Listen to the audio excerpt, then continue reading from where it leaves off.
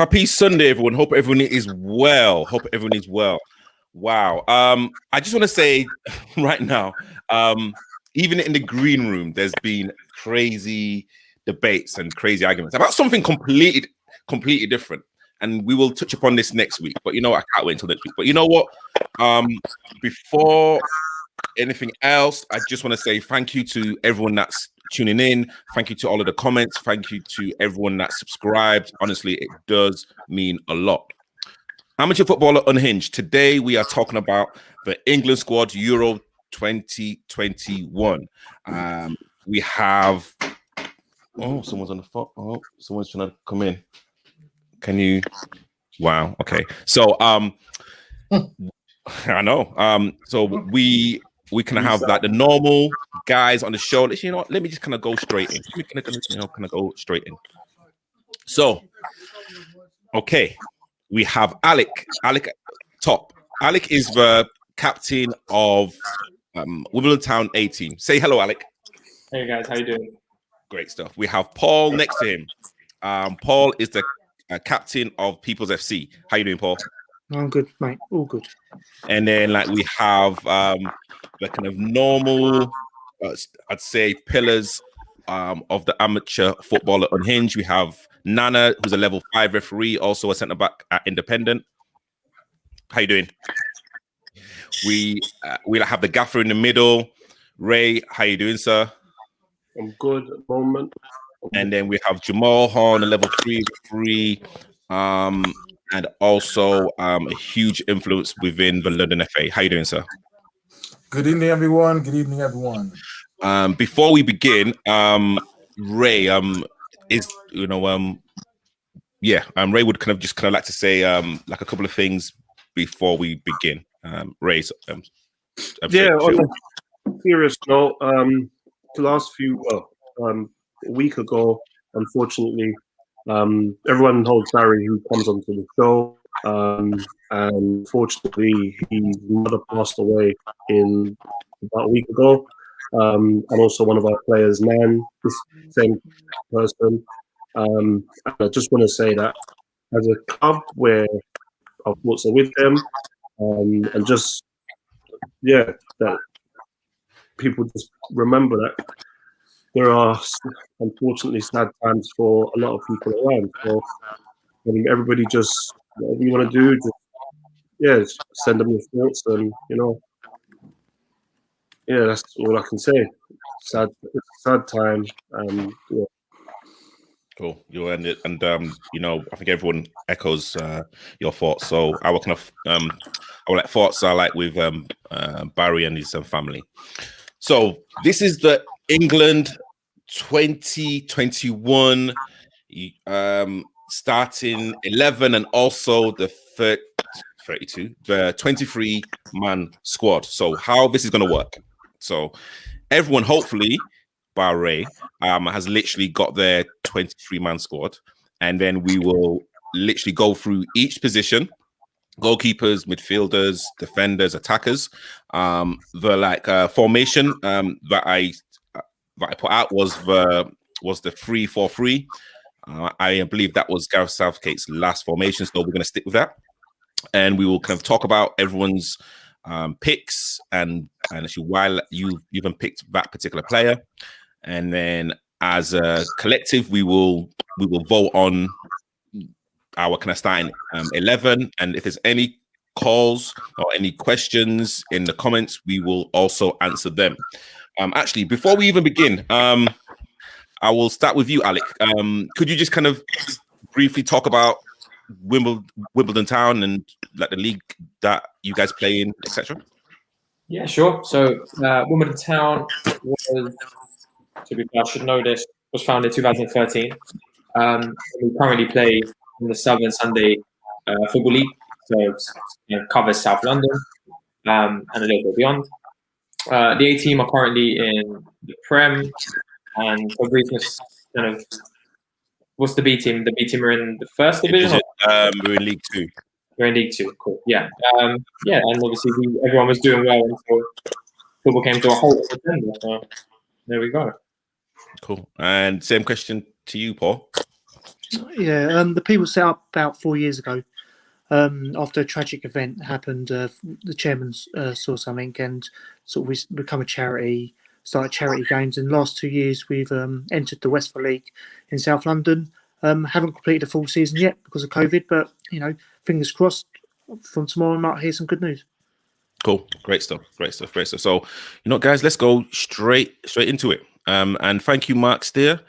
I was literally going to swear at you, but hey, you know what? It is what it is. Hey, well, I'm not going to get into that right now. Mark, thank you. 23 players. Let's start with the goalkeeper. So, Alec, as you are one of the special guests, can you please give us your goalkeepers? Okay, so I'm taking 3 like you would do, or like you should do. And in no particular order, I'll take Pickford from Everton, Pope from Burnley, and I'd probably take a punt on Henderson from United. Okay. And same to Paul. Yeah, I didn't disagree, to be honest with Alec. Pickford, Pope and Henderson. Henderson was sort of the outshot. There's a couple that could have sneaked in, but I think, where he's playing for Man United, I think he snuck in as the third goalkeeper. Cool. Nana? Same thing. Pickford, Pope and Henderson? Mm-hmm. And Ray? Yep, I'll go with that. Okay. And Jamal? That's probably Jamal, you're a sound. If 2020 was a movie, it'd be called You're on Mute. Okay. Number 1, Jordan Pickford. Number 2, Nick Pope. Number 3, Alex McCarthy of Southampton. Okay. Cool. Well, let's start with you, Jamal. Quicksand's laughing already, but it's fine. Okay, Jamal. So let's kind of go with you. Why has McCarthy snuck into your England squad? Well, to be fair, I think I'd like to ask why Henderson is in the England squad, but he doesn't even play. So,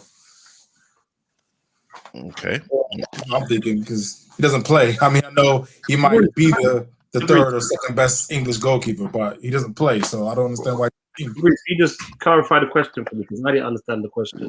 Did you ask him how he got in, or did you ask him why is Henderson there?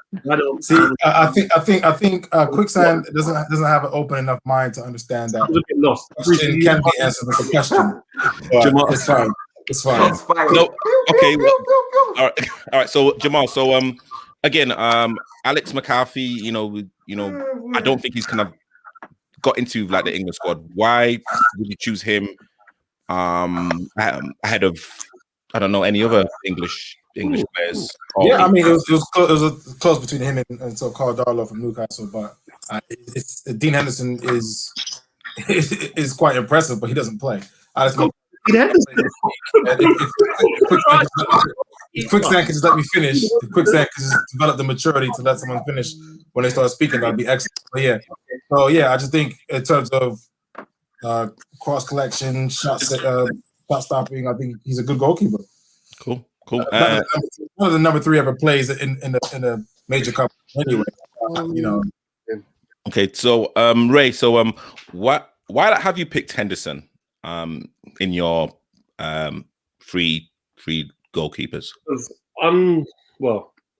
Our learned friend Jamal, who says Henderson doesn't play, he does play, and he's proven himself to be among the top 3 goalkeepers in the country at the moment. I'm not his biggest fan, but he's proven himself out of the keepers, and you're taking 3 goalkeepers. Pickford is already going to be unless he does something really ridiculous, Pickford's going to be your number 1, and you want someone there with Henderson. When he was at Sheffield United, he can play a good season, and he also is a decent keeper. It's unfortunate for him; he's gone back to Man United now. But unfortunate, okay, for him, yeah. And he's gone back to Man United. He's playing cup games. In the cup games he's played, he's done well, done fine. So, to me, I would put him on the plane. There's no point taking a keeper and saying, "Oh, I'm going to put the Southampton one in," when he's already going to play an understudy. Okay. You're not changing it unless you're bringing him.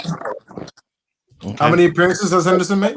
The question from you. Tabriz has asked the question. Okay. So how many?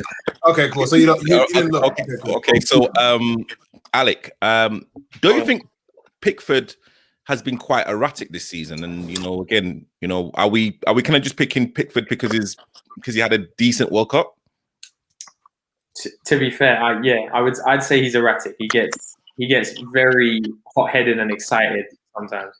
But to be fair, for me, I think Pope starts. Okay. And Paul, what is it from a kind of goalkeeper like you would want? What I'd say 2 or 3 attributes would you want from, I'd say, the kind of England starting goalkeeper?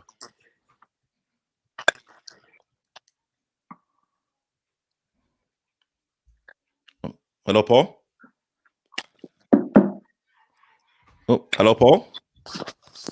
Can you hear me? Tabriz, I think anytime you bring anybody called Paul on the show, Yes, mate. you need to make sure that their internet is okay. Can you hear me? Yeah. You know what, Paul? We can just about hear you, but your internet is it's lagging. Yeah, in the middle of nowhere. So I don't know if you heard my question. I mean, what attributes would you kind of like from your England goalkeeper? Someone commanding. Because I think to me, I'll Pickford wouldn't be my first choice. But someone commanding, someone loud. I'm not worried about someone who's good with his feet. I just want someone who can claim the ball in the air and make a save. Basic of a goalkeeper. Yeah. No, fair enough. And Nana, Pope, why do you think Pope hasn't kind of gone to the so-called big, I'd say a big six team? I mean, is he kind of happy just to stay at Burnley and just collect his paycheck? It's about consistency, isn't it? For me, I would go Pickford first, anyways. Albeit erratic, he's been consistent over the last few years. So in the Euros for Everton, he's good with his feet. He's commanded. He's quite loud. And you need a keeper who can control, the shape of the defense from the back. And I think he does that. He distributes well with his feet as well. So I would go Pickford, Pope, and then Henderson. Okay. Pope is a good second. I reckon it's a good second. It's a good keeper you can rely on. In England right now, I think it's these 3 are top goalkeepers. So he's good enough for the bench, or only good enough for the bench? No, he can start. He's a good keeper. I'm saying that the top 3 in England for me right now, the Premier League for me right now, those are the top 3 in that order. Okay. And a quick mention to Joe Hart. I think Seriously, Tabriz. Shut up, please. Goodson, why are you making up your face at Joe Hart? That's England's generational goalkeeper, man. What's wrong? Come That's on, what I'm man. saying. I thought Joe Hart had a. I don't understand why he's twisting up his face. That's what I'm saying. It's a fair question, and you're like Joe Hart. Come on, seriously. It's a silly thing. It's a stupid thing to say. Joe Hart. You're gonna put Joe Hart in. I mean, you put David Ginola in your best Premier League 11. So Joe Hart's a better shot than that. I mean, You know what? Joe Hart has no business putting gloves on, let alone thinking about going to the Euros. Move along. Nothing to see here. Yeah, I bet Joe Hart could define professionalism. It's gonna be a long night. Yeah, this is gonna be a long show. So anyway, a little bit. He's taking it out. He's growing his afro. And he's looking warm. Okay, all right. So you know what? Let's kind of go to someone that's literally waiting in the wings. We have Jamie Leggett coming in. Let me kind of bring him in. Jamie, how you doing, sir? I'm all right. I'm good. I'm listening to everyone. Oh, mate, honestly, welcome to the madness. So we are literally talking about goalkeepers. Can you kind of name your 3 goalkeepers that you would take to the Euros?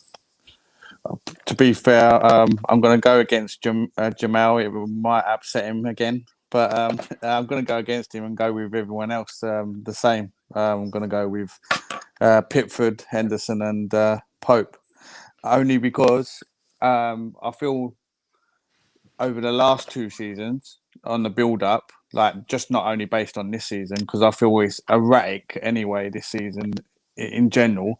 So I'm judging it over the last 2 seasons. Henderson was unbelievable last year for Sheffield United. You can only see what how Sheffield United are now without him. Let's be perfectly honest. Pope is pulled off how many saves this season and last season for Burnley, so he deserves to be on the plane.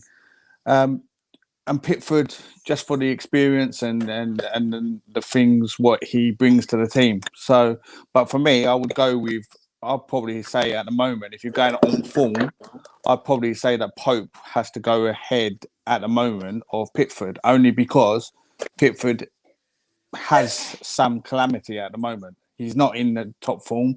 At times, he's actually being left out of the Everton side as well for certain games. So if we're going on that Henderson doesn't play, well, Pickford hasn't been playing in certain games as well. So Pope is the only goalkeeper, apart from, Jamal, you're right, with Alex McCarthy has been playing every single game. But for me, for the experience of Pickford in international tournaments, he would go. But at the moment, if we're going on, Pope, my number one. Okay, cool. Thank you so much, Jamie. And please stay in the green room because I'll be coming straight back to you. Jamie, you disappoint me, man. You disappoint me. Alex McCarthy is diving, separating his shoulder, fertilizer grass in his chin every week. Dean Henderson is just standing on the bench every week, and he gets selected to play for England. Jesus, it's easy, boy. Oh, but he's selected to be in the squad. It doesn't mean he's going to play. Yeah, I understand. But if I don't get selected, I can't play. So, well, yeah. Okay, but that's cool. Thank you. We're not always gonna be the same thing. I'm sure what you say tonight, some of us won't agree with what everyone's gonna say. So you're gonna agree with everything I say. Only one who's not gonna agree with me is actually. Let me not say no names. All right. Thank you, Jamie. I'll see you in a bit. Thank you. All right, so let's kind of go for a vote then. So so is it kind of Pickford, Pope, Henderson, or like the newcomer McCarthy? Who would you guys start? Has Jamal convinced anyone? We've all said the same thing. So has Jamal convinced anyone that we should change? No. Alec? Nothing that convinced anyone. Not even Nana. See, Nana. See what we were speaking about the other day about the referee salary situation. You see, I don't understand how someone doesn't play, someone is playing, and yet I haven't convinced anyone. You already selected your squad. I can't make you change your squad. Jamal, wait, hold on. We have sweating every week, and Dean Henderson, who ain't sweating at all, still gets selected for his country. But it's Jamal, let's move on. Ray has won this one. Let's move on.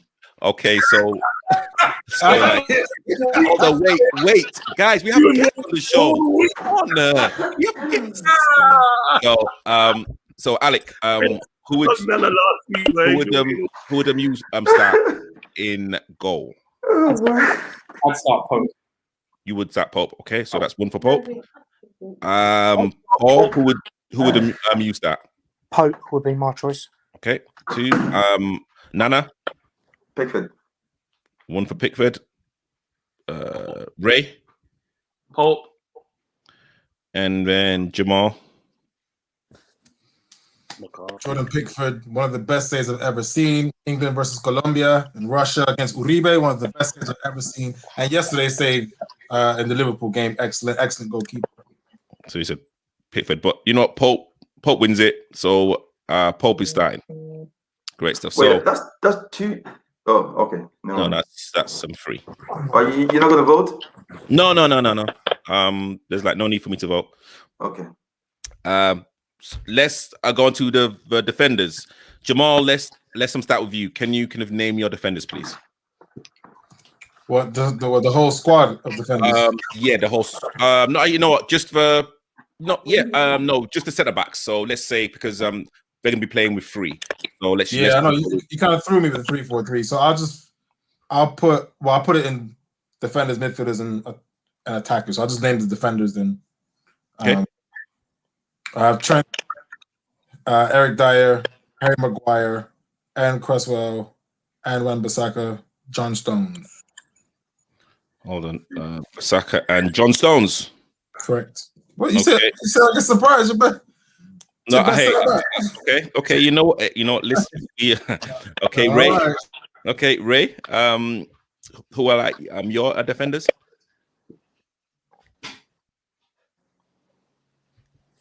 Don't tell him. Don't tell him. Ray, your Thanks. defenders, please. Trent, Eric Dyer, Harry Maguire, Michael Keane, Kyle Walker. Yeah, that's me. Oh, and I would also take Luke Shaw. Okay. Shock there. Shocker. Nana.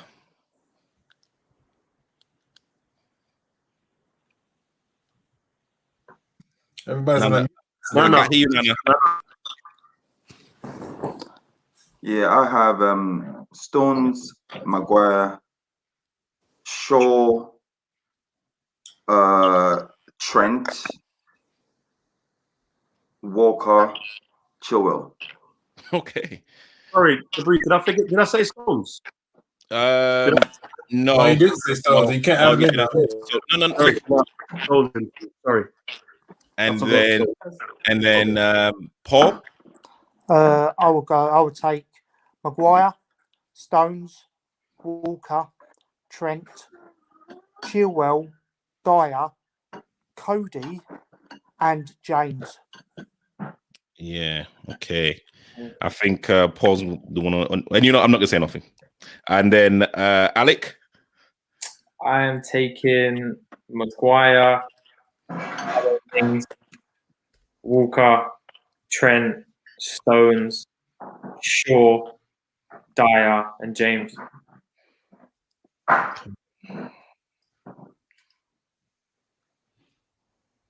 Wow. Okay. So let's go with the back 3. And let's kind of start with Alec, actually. You've kind of mentioned John Stones. Actually, quite a lot of you have mentioned John Stones. Why John Stones? I mean, he's always been a talented lad, right? I think everyone's known that from the get go. And in a 3 as well, his type of play works. Because the way he's playing with Ruben Diaz at the moment, Ruben Diaz is your proper defender, hard man. He'll have that with him with Maguire, and Stones can tackle. I mean, Stones good. He's a good ball player, so if he's on the right side of that 3, I don't see any problems there. But I mean, John Stones has had 5 good games. How can Stones just jump straight into this kind of England squad? I mean, and again, literally, I mean, none of you have mentioned Tyrone Mings. I did. No. Oh, sorry, Alec did. Sorry, apologies. Apart from Alec, no one else has mentioned Tyrone Mings. Like, how does that work? But anyway, you know what? Let me not get Hang on, Trabriz. When I mentioned Tyrone Mings, what was it 2 weeks ago? Yeah. You were off your nuts about Liverpool. So was Quicksand. Yeah, you said he's not good enough for Liverpool. You, Paul, and the rest. No, I didn't say that. Yes. Well, you can check it. Now you want him in the England squad. I did not say that. Oh, it's a bit deep though. How you said John Stones only has had 5 good games. Dean Henderson has had no good game because he didn't even play. And yet he's Jamal, come on. I just don't understand. I know you don't understand. Well, to answer Fabrice's question, You don't understand. for me to leave Tyrone. Why you don't understand? We can move on now. We know you don't understand. That's fine. That's fine. Nobody even heard you. So yeah, it was hard for me to leave out Mings. I felt, but it's your fault anyway because he wants to play 3 at the back. But for me, I think he's definitely. It was hard for me to leave him out. It really was. Okay, and a question to like Paul. Maguire's kind of been off the boil recently. Do you think he's kind of getting into the kind of the like England setup purely on reputation and purely that he's the England? The United captain. Maguire had a difficult time about 4 months ago with obviously off the field antics, but I think that last few games Maguire's picked it up. You can't be United captain for no reason. You've got to have something about you to be United captain. You look at all their captains through the past, and he's still one of the threats. He can still the player who you want on the end of the ball when it's going down to head it away. Even with his slab head. The ball comes over. You want to get rid of it, and he's going to header it. Listen, everyone makes mistakes. Through that whole team, you've got people like mistakes, Walker and Stones, but Maguire, he's been in the setup for quite a few years now. He's probably one of our most experienced players, and yeah, you stick him, and I think the back three suits him. He can carry the ball out. He's a good footballer when he dribbles the ball out as well. Same with Stones. Okay, no, fair enough. And let's kind of go on to Nana. You've mentioned Kyle Walker, and there's been a few messages saying that Kyle Walker cannot defend. Again, is kind of Kyle Walker getting like into this England team purely on reputation? One of the first things I said today was consistency, and for the last how many years, Kyle Walker has been solid. He's been consistent for so many years. I don't care what anybody says, but if I like the back three system anyways, but if I'm forced to play a back three currently, there's no reason why I can't play him, Jones, and Maguire together. There's no reason why I can't. It's that simple for me. Okay. Is Kyle Walker even playing? He's injured at the moment. Yeah. Is he injured? Yeah. Okay, I need to check how many appearances he's had because that's the main reason why I left him out. I just playing. He's injured at the moment. If you've got Maguire and Stones, you need the pace, and I think Walker's pace is there. Thank you. Jones is quick too. Jones is pretty quick. Yeah, we've got someone next to Maguire. We all know Maguire's not the quickest in the world. You need someone next to him, sort of with the pace. And Walker, he's got the pace. He's proved it. Yeah. Ray, you've kind of mentioned Keane. Literally, I'm not saying that it's that's a kind of bad shout, but I mean, do you think Keane will? Are you kind of just saying Keane just to bring him along for the experience? I mean, do you actually see him as a kind of international player? I think he's a decent defender. I think if Maguire gets in, then Keane has a shout. I'm not a fan of Maguire. He's Man United captain, but got no business being Man United captain as far as I'm concerned. He's slow. He doesn't play with strengths. I don't even think he's that good throwing the ball out. He's all right at it. He's not the greatest. For me, Keane is an old-fashioned defender. He's a good old-fashioned defender. He'll head and kick it, which is what I want him to do, and he'll get himself in the way. I don't. This Tyrone Mings thing, I feel like I'm being haunted by flipping Tyrone Mings. I'm not a chance Tyrone Mings goes ahead of Keane for me. Okay, and I think it was I think it was Paul that mentioned Cody. That's a kind of good shout. Why did you put Cody in your 23-man squad, Paul?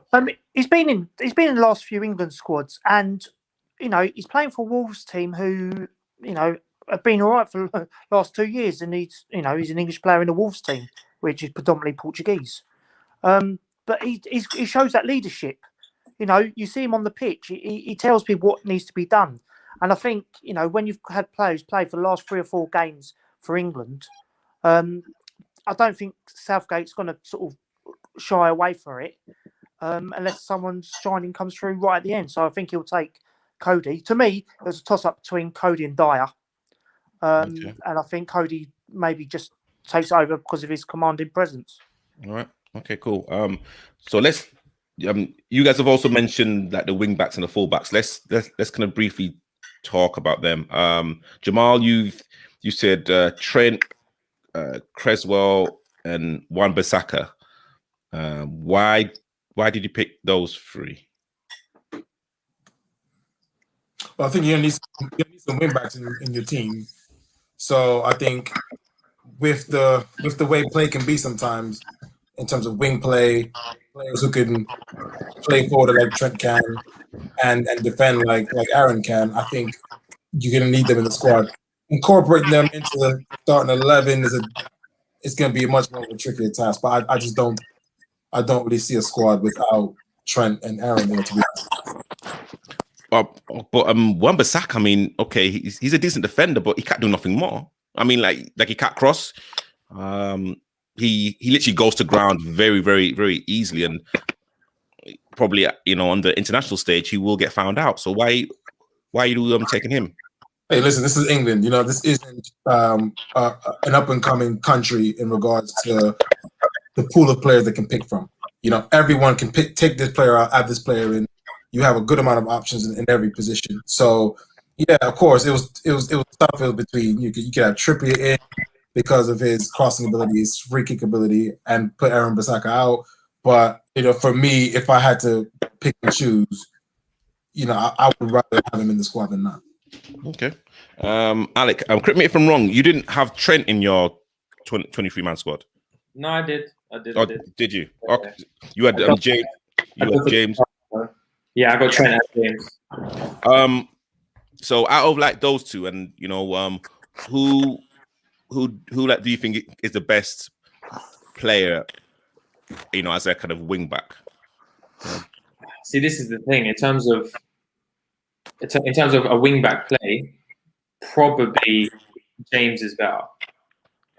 But I think Trent's made his name as being like a fullback who bombs on. Do you know what I mean? He's been in a team that's dominated, that has 4 across the back. He overlapped. He has Henderson just filling his gap when he's on his run. But I think starting 10 yards further up the pitch, being there, does he lose that bursting run? I mean, you've already lost 10 of those yards that you're normally pushing forward on. So I think, and plus Southgate for some reason seems to prefer James over Trent. The last couple of games where he's played 3 at the back, he's had Trent on the right wing back. Yeah, or left. Yeah. I think it's a preference. I think he prefers it. Yeah. Yeah, fair enough. And Nana, you've mentioned, actually it was Nana and Ray mentioned Luke Shaw. Surprise. I mean, didn't mention Aaron Wan-Bissaka, which is their own player, but it's cool. Yeah, actually, so are you actually listening to us? I did mention Wan-Bissaka. Yeah, I'm talking about Quicksand. No, he's just looking for smoke this week. He's woken up and looking for smoke, and he's not even good at finding smoke. He's not even good at smoke, and he's just a mess. Yeah, but you didn't have Aaron in your squad. So you're saying Aaron's not in the 23 best English players. They didn't put Wan-Bissaka in my squad. I'm a big fan of him defensively, but he doesn't bring enough going forward. And if you're going to play 3 at the back, you're going to need that wing back to go forward and be your wide outlet. And I ain't got time for him to just keep cutting it and rolling it inside. If you're actually watching the game of football, you would notice that when Man United are playing, teams are allowing Wan-Bissaka to have the ball in the final third because they understand he's not going to try and penetrate. He'll just pass inside. And if you're playing 3 at the back, where's your other width coming from? Who's Manchester United's best defender? Is it Lindelof? Sorry? Okay, cool. No, I'm just wondering. This is the question. I just want to know. Who's Manchester United's best defender? 3 at the back. Aaron Wan-Bissaka will be your main wide attacking threat. Is that who you're going to put in? You're not answering my question, so it's fine. You're 8-year-old now. You're not about 8-year-old. Who is the Red Devils' best defender? Is it Victor Lindelof or no? So, Reese, as you were saying, the wing back. I'm just wondering. Okay. As you were saying, the wing backs. You gotta get hold of it. Hold, wait. One voice, please. One voice. Nana, you know what? I'm gonna kind of go straight to you because again, I can't wait until next week. But anyway, let's kind of talk about this in the squad right now. not fair to him. No, you know what? Because I Caught Jamal over there in the corner. He's over there just in mix-ups. I dread to see him on. How is that? It's a simple question. Is Victor Lindelof your best defender? Who is your best defender? Please, are you gonna deal with this? You gonna do something? Nana. Right. So, as you're saying, why Luke Shaw? I think he's had his injury problems, but when Shaw is fit, we all know what Shaw can do. He can defend. He poses a huge attacking threat, and he's a good fit for England. He plays very well with Rashi as well. So I would definitely have him on the left-hand side. On the right-hand side for me is Trent. Trent starts ahead of Wan-Bissaka. Again, United got him because of his interceptions and his tackles and all that, but he has a lot of learning to do. He has a lot of improvement, to get into the England squad, especially in the final third. I think since he's been at United, I think, correct me if I'm wrong, I think he's had 1 assist and it came this season. I think he's had 1 assist and it came this season. Once he has the ball, like, he can't even be the first man when he crosses the ball in. He's always cutting back in and going side. Look at United when we had Valencia on, Gary Neville. They beat the man. They put the ball in the quality crosses in the box, and that's the United way. Unfortunately, it is what it is right now. But like I said, I'll go for Trent. He can cross a ball, dead ball specialist. He intercepts balls, and he's a good fit for the England team, the way they play. Okay. Oh, cool. So before we have our vote, let me bring Jamie back in. Jamie, you've literally heard a debate about defenders. Who are like, who's going to be on the plane for you? Well, centre halves, I only put four down, to be fair, because other people in the other positions can play in that position if need be. But when you go on, but I've put as the wing backs, I put Trent, James, Shaw, and I'll put Saka as the left wing back as well. So okay, and then I've got Maguire, Stones, Cody, and Walker as the other defenders. Okay.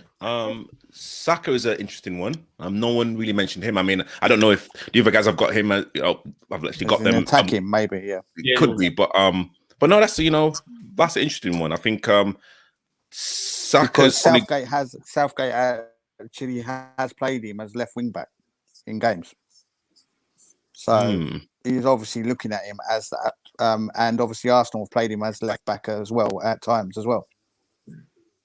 Yeah. Okay, no, that's fair enough. But you've only taken 4. Okay. Because the other people in midfield, some of them can play at the back. So I feel that taking them out of the midfield, they can play at the back. But I also feel that you're wasting numbers with the attacking side if you take more defenders. Because you can only play 3 at the back and then you're playing. But then he may change it. He may only have 2 at the back. You know what I mean? We're going on the formation of that 3-4-3. But he may play 4 at the back, and then you're taking 2 centre halves extra. You don't need to take 2 extra centre halves for me when you've got other players what can play in them positions. Okay, in my opinion. And what do you think about Michael Keane? Michael Keane's good. It was between him and Cody for me. Like, I think they're very similar, but I just think that Cody probably is more demanding. But as Paul Turman said, I think he's a better organizer than Keane. Just in my opinion. Cool. No, thank you so much, Jamie. Stay tuned. I'll be bringing you back in. Yep, all good.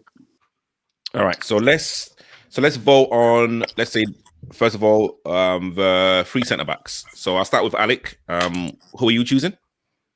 I'm going Walker, Maguire, Mings. Okay. Paul? Maguire, Stones, and Walker.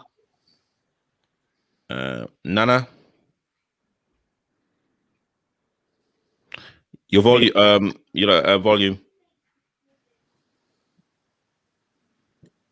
Walker, Jones, Maguire.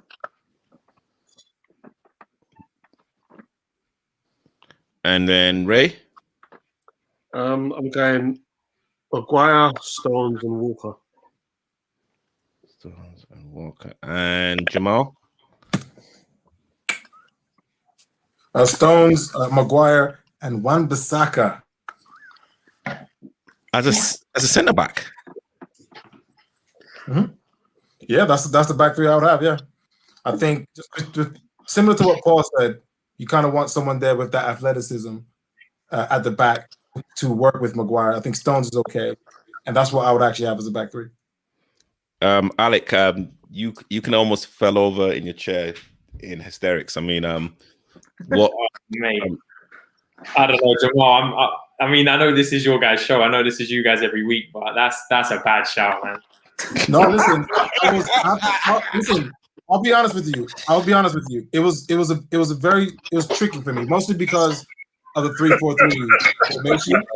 That's the formation that I'm least familiar with. However, when you strip it down, right? Kyle Walker isn't in my squad. Okay, Yeah. so if I'm not playing Wan-Bissaka, I'm playing what? Maguire, Stones, and me. I'm a little uncomfortable with that. I'm honest with you. I'm a little uncomfortable with that. Or Maguire, Stones, and Cody. I think if Cody would play for another country, Austria, something, he'd be the best center back. But for England, I actually wouldn't play. I wouldn't play him as a starting center back. I think looking at Maguire and Cody, players who don't really run that well, aren't that athletic. They're more comfortable with commanding a penalty area, with heading, things like that. I think you need some athleticism. And if you think about it, I mean, I think Paul said Maguire, Stones, and Walker. I'm just switching out Walker for Wan-Bissaka. That isn't too different. Walker and Wan-Bissaka are almost similar. I know Walker's a bit better going forward, but he's very athletic and has the pace. So it isn't that much different of a decision. So if you beat me down, beat him down too. I was gonna say, but he's never put a minute in that position. Like, at least Walker's Listen, mad echo some. Oh, it stopped when you muted though. Just saying. All right. Yeah, go ahead, Alec. Wan-Bissaka's never played a minute position. That's why I was taken back, man. Like, at least Walker's played that position. Walker's done it for England a few times. Like, Yeah, no, I hear you. How many? I don't know. Do any of these players play in a back three week to week? Walker's done it for England. I know Walker has for England, but my biggest problem is Walker isn't in my squad. So Okay. would I be playing Dyer instead? Would I be? I think it's quite awkward, to be honest. So can I ask a question? So, opening game of a tournament, you're gonna throw a guy in who never played. Who's running the washing machine? You're gonna Blatantly, What's going on at your end, Nana? blatantly. Nana, sorry, I gotta mute you, mate.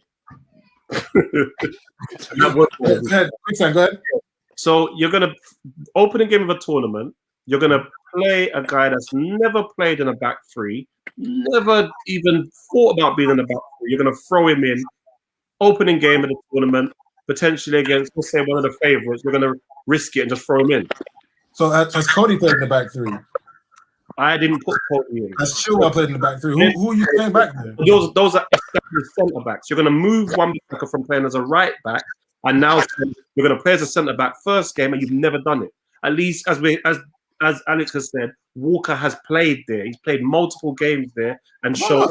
It's a great shout. I'm saying, but Walker isn't in my squad. So what am I supposed to do? Take a man who's never played in a back three and throw him in. Okay, so we got Croatia as the opening game, and you're going to say, Wan-Bissaka, I know you've never played in the back three, but here you go, get in there, get stuck in. How are you going to do? So what happens if Walker's injured? Simple question. Is that what you do? My answer is obviously yes, because unlike yourself, I actually finished about 3:00 today, so I've already thought about it, and I'm happy Alec has questioned it because I questioned myself. I wasn't exactly comfortable. If I was Gareth, I wouldn't be playing Don't worry about that. with these players. Yeah. I Yeah. wouldn't be playing 3-4-3 with these sort of players, to be honest with you. But it's difficult. If I don't put him in, I'm putting Mings. Does Mings play in the back three? Does Cody play in the back three? So even though what Quicksand is saying is a good shout, Cody does. I don't Cody see does. anyone's playing in the back three. So Cody plays in the back three for Wolves. okay, I'd much rather play against Cody than Wan-Bissaka. I'm sorry, because at least Wan-Bissaka I know can chase backwards, can run, he's athletic. Cody, I wouldn't want Cody behind me, or if the game was in the air. I know he'd win all the headers, but I would love to have Cody 1v1. So either way, Cool. your Okay. country. All right. Cool. So, Paul, I'm gonna start with you. Can you kind of name your wing backs from left to right? Left to right. Left, I would have Saka because I think he's played there for England and he's impressed me this season with Arsenal. Okay. The maturity when they haven't been chips down, he's the one who seems to be pushing it forward. And then the other side would be Trent, purely because of the experience over James. Okay. So that would be my two. Cool. But actually, a quick question to you, Paul. I mean, a lot of people have questioned Trent's defending recently. Don't you think that could be a big worry? Coming against teams or nations like Croatia that have very good technically gifted players. Well, if you've got the three centre backs who we're talking about, whoever it be, Walker, Wan-Bissaka, or whoever, you got to cover. Then you got the two in midfield who which will come on to later, who get there to cover. But the wing backs, you want them to sort of support and get the balls into the box as well. So as long as I've got my steady back three, that ain't Wan-Bissaka, by the way, Jamal. I think you don't have to worry too much about that defending side. Okay, cool. Let's go with Nana. Who's your left wing back?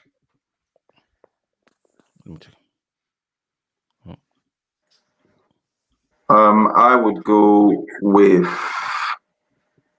Shaw and Trent. Shaw and Trent.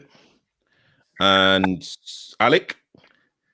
I would go Saka and Trent. And Ray? I'm actually torn because Here we go. the thing is, Paul is laughing in the background. Paul. You're questioning yourself, yeah? You're questioning yourself. Cool. No, I'm torn because Saka for me goes as a forward player, but I want his attacking thrust. So Shaw for me, thrust. left back, has played very well this season, and I would start him as a left back. But with the three at the back, and I want a bit more of an attacking player, I'd probably have to move Saka and play him at the wing. You can give him more license to forward. I don't like the three at the back business, and Shaw he has a left back goes ahead of him. I have to go with Saka and Trent. Saka and Trent. Okay. So we have the back five sorted out. Let me just write everything down. Trent and Saka. So in goal we have Pope. The three centre backs, Walker, Stones, Maguire. Left wing back Saka, right wing back Trent. Cool. So just to point out, you didn't actually come to me, but it's fine. Oh, sorry. Apologies. Apologies. Apologies. Wow. Apologies. Don't worry. All jokes aside, because I'm actually asking for everyone's assistance on this one because I know a lot of the formations very well. 3-4-3 is the one I'm least familiar with because I don't understand it. For me, 3-4-3 used to be an emergency formation when you're losing and you literally want to have 7 players roughly push forward to try and overload the defense, right? So for me, reason why I don't understand this is because the way you guys have set it out, which is similar to how Gareth has done it, it's almost like a 5-2-3 because you're choosing wing backs on the wide part of the 4. Yeah. And that really wasn't my understanding. My understanding was you would have 2 holding midfielders. So that's why I'm on for Henderson. That's also why I selected Dyer because he can play center half and hold the midfield. So Henderson and Rice centrally to create a potential 5. and then 2 attack-minded players wide, and then your front 3. So I know there is an element of risk to that, especially when you're playing a major nation. I know a good attacking nation, you could potentially leave yourself open. But for me, if you had Henderson or Rice, let's say in the middle, and then 2 wing backs, I know Saka and Trent; these guys are very attack-minded anyway. But you still have 2 defensive-ish players wide, 2 defensive holding, then 3 center backs. I'm like, that seems very, very defensive to me. So I'm kind of asking, does everyone understand where I'm coming from or where I'm wrong? So I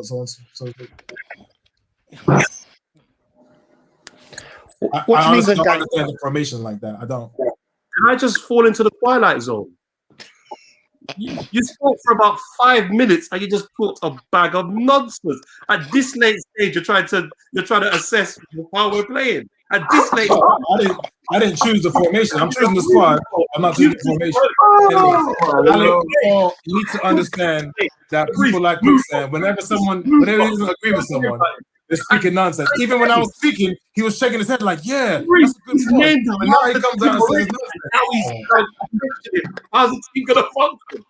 Right, Reece, can you just mute Quicksand? Can I hear from one of the other mature people in the room, please? Jamal, I know I've raised some good points. So I see what you're saying, but my understanding of that formation, when the wing backs bomb up there and there's a turnover, the holding midfielders do the cleanup work. Yeah. So they're filling either the left or the right for them, because like you see, the trend always starts like 10 yards higher. Same as any wing, but they're really, really high. So once they go up, the 2 holding do the dirty work behind them. That's the beauty of that formation. As per the traditional 4-4-2, where we have 2 center backs, 2 right back, left back, and then we have 3 center backs here. That's the part that I don't understand. Because what I don't understand is you'd have 5 defensive players in my version of 3-4-3. I would have 5 defensive, 3 center backs or ish, and 2 holding midfielders. But this, you have 3 center backs, 2 wing backs, and 2 holding midfielders. Yeah, but so when you're going forward, you're overloading the other team's midfield. You see what I'm saying? When you're going forward, you're overloading the other team's midfield. But when the ball breaks, like one of the best games I've seen with this formation was United Arsenal, when Ole played Lukaku, of all people, on the wing instead of up front. And he was cheating because Arsenal, I don't remember who was playing on the left back, but he was always ahead. Mm-hmm. So anytime United got the ball, the first ball was going wide and catching them behind, and the counter attack, 3-4 touches, and we are in. And for me, that's the beauty of the formation. That's how I understand it to work. Well, like I said, see, I'm getting heat out because I asked the question. Imagine that, because obviously, I know what? I mean, how to ask questions. Now, please. Okay.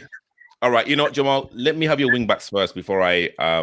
No, at this time I won't disclose that. Some alterations are needed. I am having Henderson and Rice in the holding midfielder positions. Thank you all for me. So now we can make the wing. All right. Okay. Wait. Okay. So let me just kind of clarify. So, of course, with the kind of wing backs, everyone kind of knows in terms of how like the wing backs play. So I'd say like the front 3, like were like 2. I wouldn't even call them like left or right like wingers. I would kind of call them inside forwards. Again, that's kind of literally how England have like set up recently. And again, that's the reason why I've kind of picked this formation rather than kind of picking like a formation that we all know and love. And what, again, I can't really see Gareth changing from the free at the back for whatever reason. Maybe he doesn't have faith in the kind of centre backs that we have. And of course, you're playing like 2 like holding. Again, it's probably just to shore up like defense if we kind of come across like the more gifted technical teams. But okay, let's kind of move on. So at this present moment, I have Pope in goal, Walker, Stones, Maguire, centre backs, Trent right wing back, and Saka left wing wing back. Nana, let's start with you. Can you please name your midfielders? In that formation, I was gonna go for Henderson and Jason Mount. No, okay, no, but can you just kind of give me your midfielders just in general, please? So the midfielders who will get on the plane, Henderson, Maddison, Mount, Grealish, Foden. Okay. Ray? Probably Rice. And probably Rice or Rice? Yeah. Declan Rice. No, it's in probably. Oh, no, it's in yes or no. So then I can kind of put that down. Yes. Okay. Ray?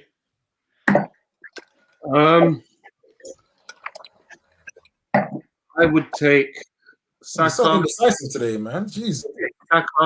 Rice, Grealish, Henderson, and Maddison.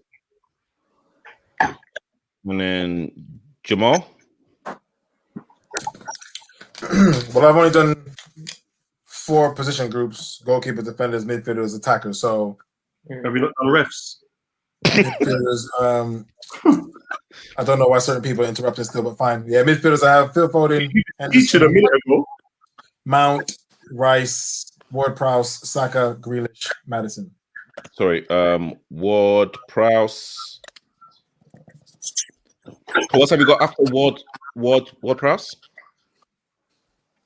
Saka, Saka. Grealish, Maddison. Grealish, Maddison, and then Alec. Grealish, Foden, Saka, Henderson, Rice, Mount, and Ward-Prowse. Henderson, Mount, Ward-Prowse. and Ward-Prowse. This is about me and Alex. See, Alec understands me. It's quicksand that's getting in the way of our relationship. Yeah. And then Paul.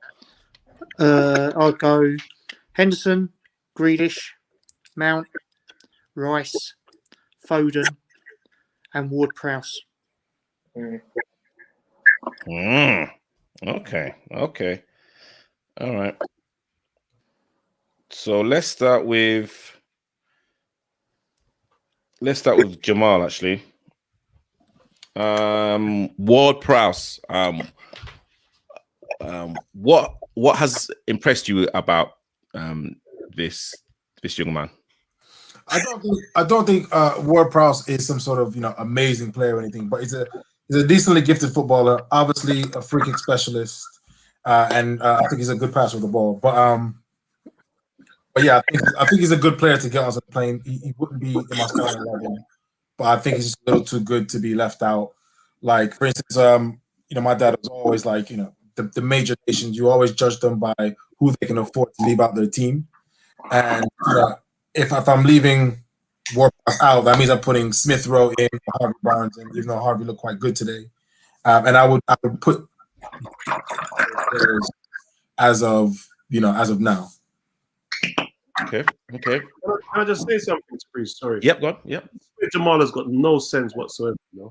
You put in Ward-Prowse, which is I actually don't have that much of an argument against it, but you haven't even named the man's strongest asset, which is his dead ball play. I did mention that. So if you're going to criticize, I would love you to listen. And he's I said he's a free kick specialist. Yeah, mute yourself. Fantastic. That's the best decision you made all night. If you're going to criticize, at least listen. Listen. Wow. Okay. Well, you know what, Ray? Like he did mention his kind of free kick taking. So I must have missed it in the waffle. Yeah, stop eating. You shouldn't be eating during the show anyway. Right now, every time he talks, I see tumbleweeds going across my screen. I just see Well, I Tom. mean, you should consider cleaning your house then. In that case, So, Alec, I'm gonna kind of go to you. Someone's mentioned Rem London, Alec, no Madison. Tell me why you didn't put Madison in your midfield. It's tough, man. It's because of the formation we're playing. I feel like any kind of conventional diamond in midfield, or I don't know, 4-3-3 with like an attacking centre mid. Yeah, he's on the plane and he gets in. But the way we're setting up and the players that England have available to fill those spots, and I feel like the players that get ahead of him, like Mount and Foden, I feel like they're probably more versatile than Madison is only a number 10. And Rem's giving me shit on my phone about that now. literally just texted. But I literally, right, like, seriously, I've got Madison should be going, but based on this, probably not. Okay. And like Paul, I think how many people mentioned Declan Rice? I think a couple of you did mention Rice. A lot of people have actually said that Rice is very overrated. And especially for like England, like people actually still don't know, what he kind of actually does. Like, can you just kind of sum up exactly what like people see in him, and again why he should be in the England squad? Yeah, he's captain of West Ham. Again, he came through at a young age, as a centre back. He got moved into centre midfield, and he gets around. He may be not the best gifted player on the ball and all that, but you have someone who can break the ball up and pass it off, and that's a defensive midfield. That's what you need. Someone who can just win that ball and pass it off to the players who can do all the creativity. I don't like to see him as centre back. I don't see him as centre back. I like to see him as centre midfielder, and it's proved. I think this year, look where West Ham are in the league. He's the pivot of them. He's their captain. He drives them forward. So again, like I said with one of the other players, he drives them forward. He shows that leadership. Yeah, and actually, Nana, you've like mentioned Mount a couple of times. Do you think he's England material? Like, be honest, seriously. Why not? I mean, again, I don't want to kind of get to my opinions, but I think he's I think if he was playing for a mid-table team, he literally wouldn't stand out as much. And because he's playing for Chelsea, a high-profile team, etc., he's again probably going to have that. He's that probably going to be looked because he's kind of playing for a high-profile team. Tell me again, right?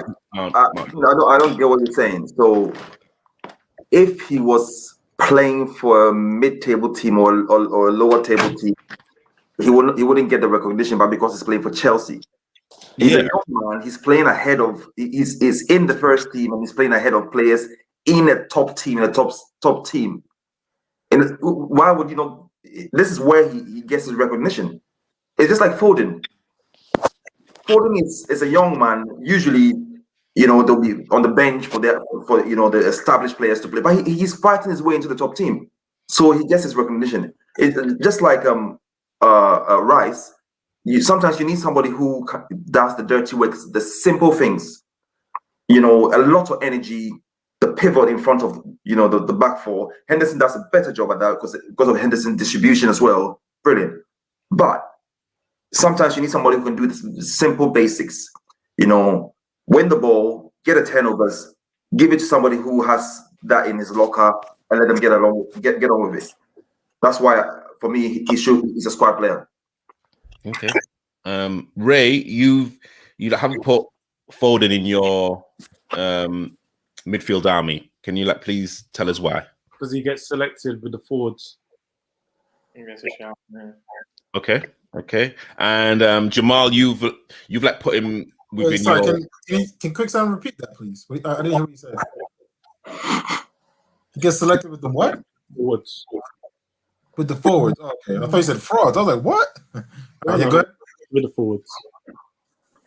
Okay. The hair's obviously affecting your ears. Okay. I'm surprised you're commenting on here, but cool. Yeah. If it was the other way around, Quicksand was saying nonsense. It's more like custom sound. That's why I put on that. Okay. No, I mean, fair enough. I mean, okay. Well. So, okay. So again, I don't want to kind of overthink about like the forwards selection at this present moment in time. But don't you think Grealish should be within that area, or do you like put him down as a midfielder? And literally, that's a kind of question to Paul. Sorry, Bruce, missed that one. Regarding Grealish, Ray has put Foden in the kind of forward position. Why like doesn't Grealish kind of come like under that umbrella? For me, I would put Grealish. It would start for me. I think for me, Grealish is the only player I've seen who can take people on quite easily, consistently in the Premiership, like Gaza. I know that's maybe a big call. Foden hasn't had the consistency of games in the Premiership with Man City.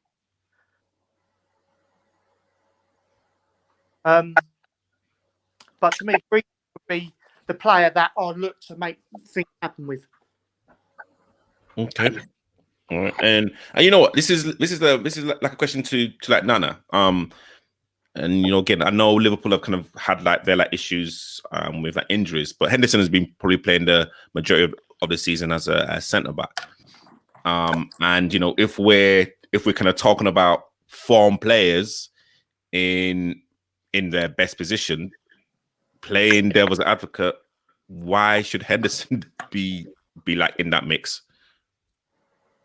In what mix? In the midfield debate mix. Are you serious? Yeah, I'm deadly serious.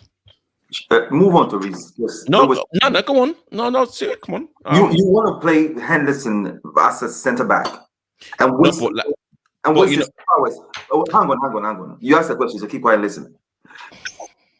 Henderson, one of the best midfielders England has at the moment. Yeah. Want to waste his prowess as centre back. I'm just asking the question. I'm just, for Liverpool. How does it make sense?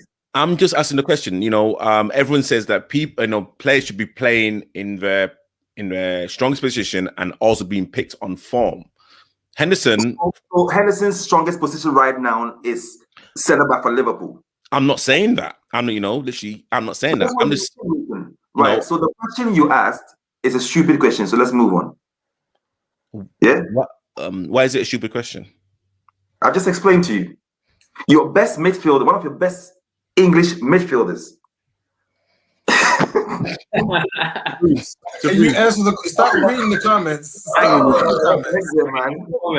the question. Answer the question. Listen, Hegman, sometimes I have to be rude when people ask stupid questions like this. He's the guy is playing as an emergency centre back. Yeah. Emergency centre back, which means that when you have the fit centre back, he's not going to play there. Now, he is one of your best midfielders you have in the whole of the English team. Why are you going to waste his prowess at the back and put somebody else in midfield? It doesn't make sense. I'm just asking the question because there's going to be people out there that would say, hang on, Henderson's been playing centre back. Why is he? That's going to ask that. No, honestly, no. Is that that meme? Is it the Ghanaian funeral bearers that are you're killing yourself? You just Quicksand, you don't speak for the streets. How do you know no one's going to ask that question? Nobody's asking that question. You're not fighting. You're only that's a silly question.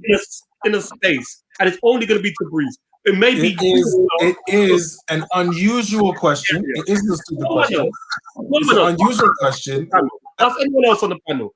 Pick one. Pick one. Go on, Jamal. Ask No. You said no one. You said you one on the panel. Nobody else is asking that. Nobody. No. Nobody. It's an unusual question. It's a challenging question. For you, it's a straightforward question. That's the question. It's a stupid question. I think it's a valid question, Paul, Alec. I mean, I don't know. Don't you think? So if Harry Kane played well, Let them answer. They want to be nice. They don't want to be. if Harry Kane played well at centre back, Paul, Alec, do you think that was a legitimate question that I asked? To be fair,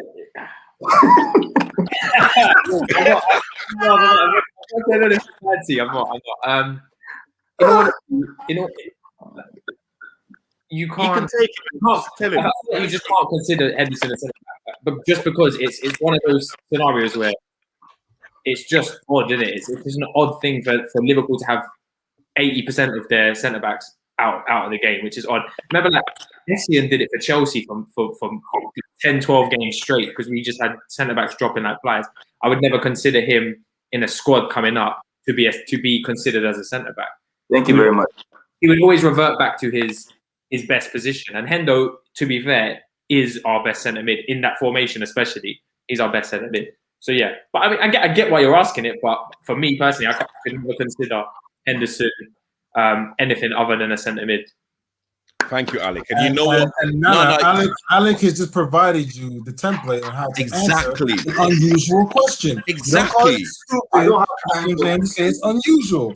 Don't follow Quicksand. Quicksand is called Quicksand for a reason. If you follow him, what's going to happen when you follow someone called Quicksand? You're diplomatic and polite. That's fair enough.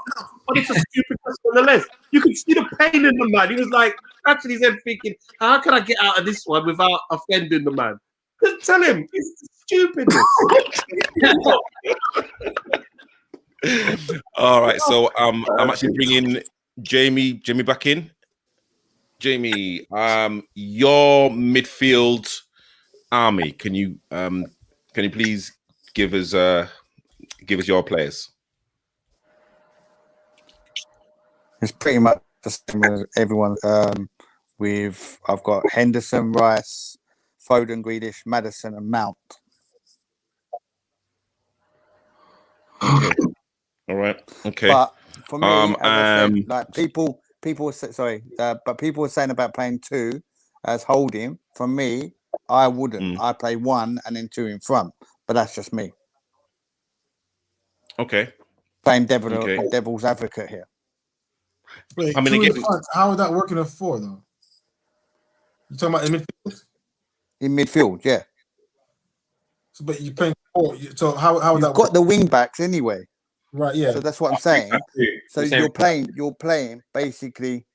I wouldn't, but what I'm saying is, you're still saying, yeah, I would play like the one and the two in front, but that's just my personal opinion. Oh, and then two attackers instead of three, then. Yeah, or you can still play, that way. Yeah, something like that. Either way, yeah. Yeah. I mean, to be honest, all of this is Tabrice's fault for choosing the formation. I just want to test people's football knowledge, and so far, I do like the explanations. I kind of, and there's like no right or wrong answers. So no, everyone's gonna have a different opinion, aren't they? So 100%. And actually, question to you, actually, Jamie, Grealish, like is are we kind of overhyping this like guy? Is he really like the real deal? I think people are seeing what he can do. I don't think that we can say it until he's consistently done it for more than one season or more than half a season.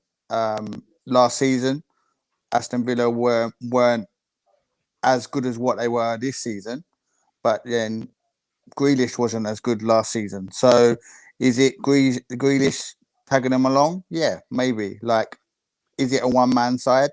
It probably showed today. With Grealish not playing, they was a shadow of their side today.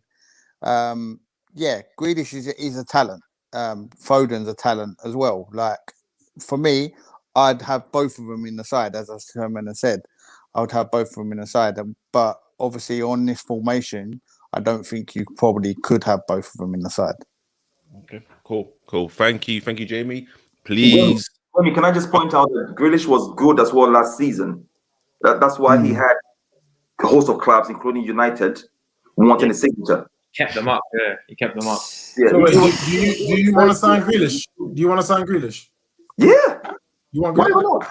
What about Quicksand? Quicksand, you want Grealish on your side? Where would he play? He wouldn't be in your starting 11. Not at United. Well, that's Yeah. the problem. You'd have I to. think he's a very good player, Yes, but but that's one of the. Sorry, go ahead, Ray. no, he's not. He's a very good player, but he's not what United need right now. Yeah, Right 100%. now, United need a right attacker. Like for me, Um, with somebody like Pogba being out, for example, or if what's his name, Bruno gets injured right now. Yeah, but it's all hypothetical. That's what I'm saying. Yeah. That's hypothetical. If they was all fit, yeah, Grealish would not play. That's why Liverpool have a problem now, because No, but But Grealish wouldn't sit on the bench. there's no strength in there. He's Grealish not- wouldn't sit on the bench. Though. He sit wouldn't sit on the bench.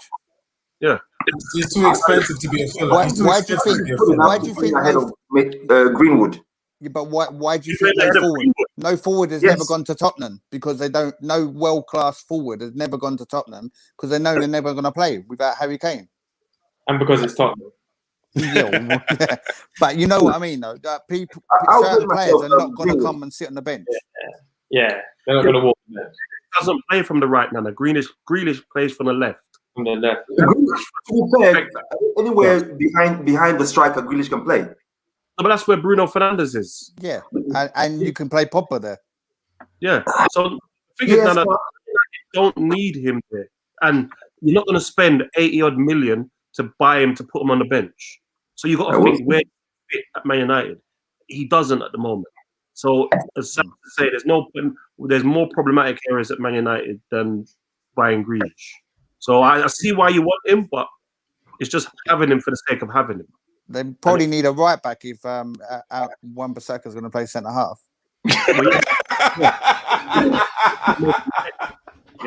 Because we're not. Sorry, Jamal, I had to. When you see me in the streets, blood, just keep running. Sorry, mate. Thank you, Jamie. Cheers. Thank you. See you soon. That's brilliant. So, I'm getting shots from everyone today. So this is what Quicksand does. He spreads that contagion. People just want to take shots at me. That's cool. let's start with Alec. Who would that be your two midfielders? So my two centre mids. Yeah.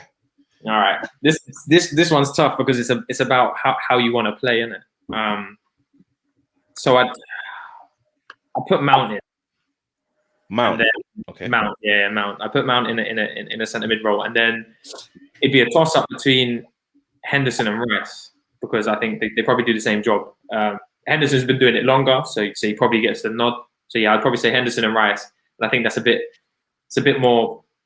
The balance is there better rather than if you just had Hendo and Rice together. It's probably a little too defensive. But then if you're playing one of the big semi-final, you probably see Hendo and Rice. Yeah. So I'd say Hendo and Mount. Hendo and Mount. Fair enough. Jamal. Sorry, Tabrice, before you ask Jamal, can you just double check he understands how the formation is going to work? I know he's having a bit of trouble with it. See, someone like myself will always be described as much more virtuous than Ray because I'm capable of admitting when I need some assistance. Unlike Ray, who can't do it, and that's why he would want a referee to give a penalty when someone takes a shot wide and someone stops on the goal line wide of the goal. But anyway, I think I definitely need to. I was a bit uncomfortable with the formation. So, like I said, I would have Henderson and Rice in there. One thing that is interesting that I think someone just mentioned is that I like the way Jamie challenged that, and then, unlike Ray, actually came up with a solution rather than just highlighting problems and said that he'd be playing one holding midfielder with two in front. So that's interesting because I would have a few different pieces in there. So that is interesting. But no, I would like you to move on. And I'll wait till we get to the front three. Paul, what? Who are your midfield duo? Like Alec, it's a toss up between Henderson and Rice, but I went for Rice. But I'd have Grealish with him as well. I think then, like I said, if you're playing a big team, you stick Henderson in, but you like to be a bit more adventurous. You put Grealish in, he can run with the ball. So my two would be Rice and Grealish. Right, Grealish. Cool. Nana.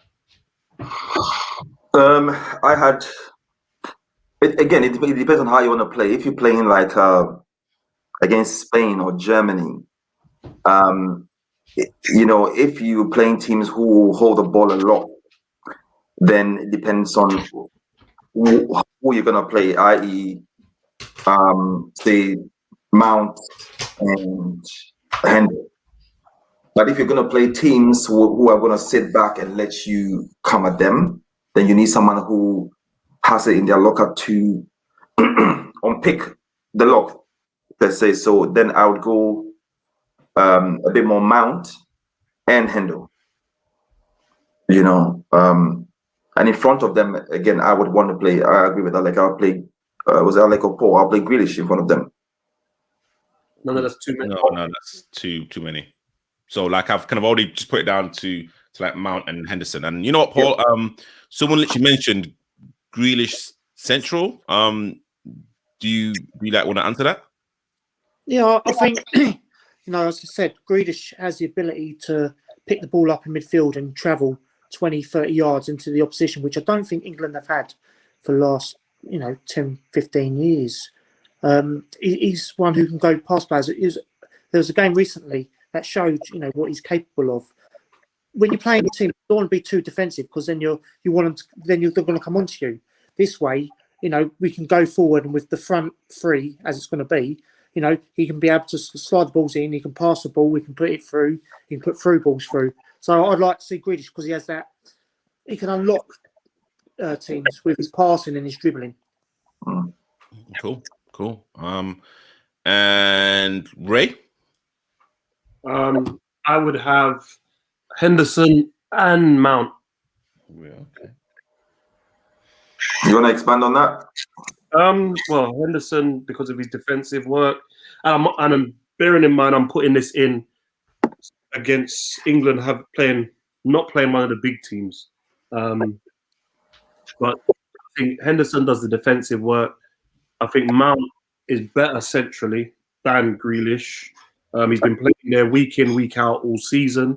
I think his range is slightly better, and his appreciation for the plays better. So, cool. All right. So, the two midfields. Sorry, hang on. Not sorry. Did I say Mount? Yeah. So indecisive. See, this is why you never be not never be a ref. You're too indecisive. You don't know if you're coming or going. Distracted. Sorry, Maddison. That's what I'm saying. Maddison, a Leicester player. Sorry. Maddison. It's only someone messaged me and was like Mount because they know I don't like Mount. Nobody messages you. It's only because I got him in my squad. You want to see it? Kids, behave yourself. Put down your brick. Nobody else. All right. So okay. So Henderson is kind of definitely in there, and it's 2 votes each for Rice and Mount. So but the deciding vote, I guess, goes to me. Did Maddison get another vote? No. Why not? No, I've got the one. So wow. And it's like 2 of the players that I questioned as well.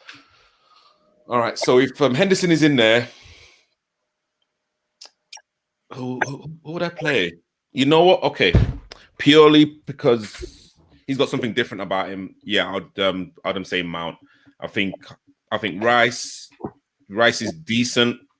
I don't think at this present moment in time he kind of has the maturity for like me to actually be to actually be a starter for like England, possibly in the next tournament. I think Mount. Okay, you know what? I think I can't remember who actually said it. I think it was Nanas. Said something about Mount in terms of he's like playing in a kind of very charismatic Chelsea team, and you must have something about you to be starting especially with Thomas Tuchel coming in. So you know what? Yeah, okay, yeah. So I'm gonna kind of pull that amount in there. Fair enough.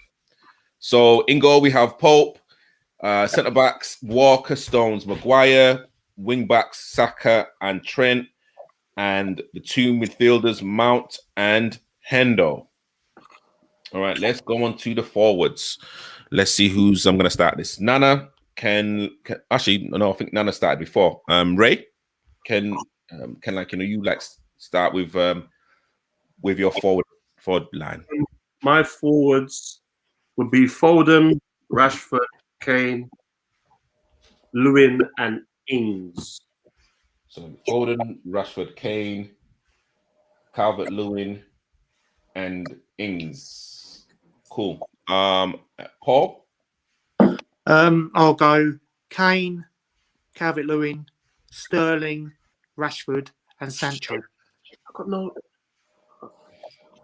The Sterling's got to go on the plane. No, Ray, you already did your answers already. This is what I'm saying. This is what I'm saying.